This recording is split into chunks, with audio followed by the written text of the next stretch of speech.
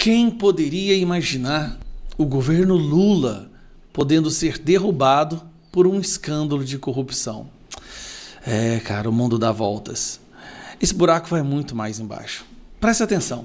Quando saiu o escândalo do INSS, 6,3 bilhões de roubados, dinheiro sendo roubado dos velhinhos, dos idosos, dos aposentados, a primeira reação que o Sidônio pediu para o Lula é que o Lupe, né, que é do ministério lá, o ministro dele, demitisse o presidente do INSS. O Lupe recebeu a ordem e não fez isso. Ainda dá uma entrevista falando que é tudo de inteira responsabilidade dele. Aí ficou aquela pergunta, por que o ministro não demitiu o presidente do INSS imediatamente? Ele já havia sido afastado por ordem judicial. Por que ele não demitiu? E aí começam a surgir novas informações. O sindicato do irmão do Lula foi o sindicato que mais, né, foi beneficiado com esse roubo. E o Lupe havia sido alertado já há muito tempo sobre essas fraudes. Folha de São Paulo. Lupe foi alertado de denúncias sobre descontos em 2023, mostra ata de reunião. Crise no INSS. Lula é aconselhado a afastar Carlos Lupe. Por que o Lula não afastou esse cara ainda? É a pergunta. Tem mais. Conselheira alertou Lupe em 2023 sobre denúncias de fraude no INSS. Né? A tal de Tônia Galete pediu discussão sobre início de irregularidades após descontos de aposentados. O tema só foi tratado 10 meses depois. Fica aquela pergunta. Por que, depois de um ano de denúncia, provas se sobrepondo, por que o Lupe não fez nada e por que o Lula não demitiu o Lupe ainda? A situação está tão absurda que o Jornal Nacional fez uma segunda matéria sobre isso. Dá uma olhada. Com exclusividade, há atas de reuniões que mostram que o ministro da Previdência, Carlos Lupe, foi alertado sobre o aumento de descontos não autorizados em aposentadorias. Mas levou quase um ano para tomar as primeiras providências. O Conselho Nacional da Previdência Social é presidido pelo ministro da Previdência e reúne a cúpula da pasta e do INSS, além de associações de aposentados, sindicatos e entidades patronais. O Conselho estabelece diretrizes, acompanha e avalia a gestão da Previdência. O esquema de fraudes pode ter desviado mais de 6 bilhões de reais de aposentadorias e pensões do INSS. Segundo as investigações, 11 associações são suspeitas de descontar valores de mensalidades dos aposentados sem a permissão deles. O primeiro alerta ao ministro da Previdência, Carlos Lupe, foi feito em uma reunião do Conselho no dia 12 de junho de 2023. De acordo com a ata, abertos os trabalhos, a conselheira Tônia Quase 2 anos atrás, tá? Galete relatou que havia solicitado a inclusão da discussão sobre os acordos de cooperação técnica, ACTs, das entidades que possuem desconto de mensalidade junto ao INSS, a qual não foi aprovada, uma vez que a pauta já estava elaborada. Lupe rejeitou o pedido por não estar na pauta. A conselheira reforçou a solicitação, tendo em vista as inúmeras denúncias feitas.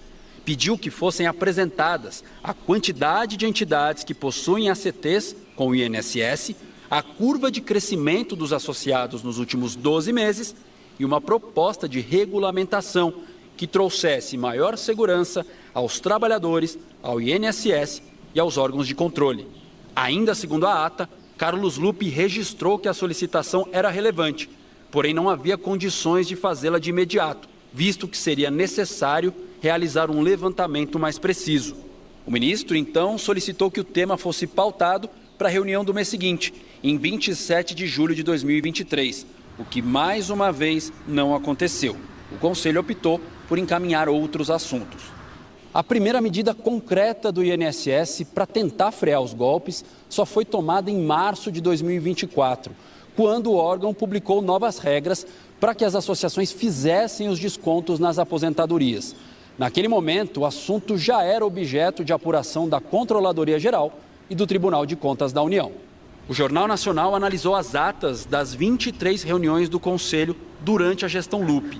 Constatou que as fraudes só foram efetivamente pautadas e discutidas na reunião de abril do ano passado, 10 meses após o alerta.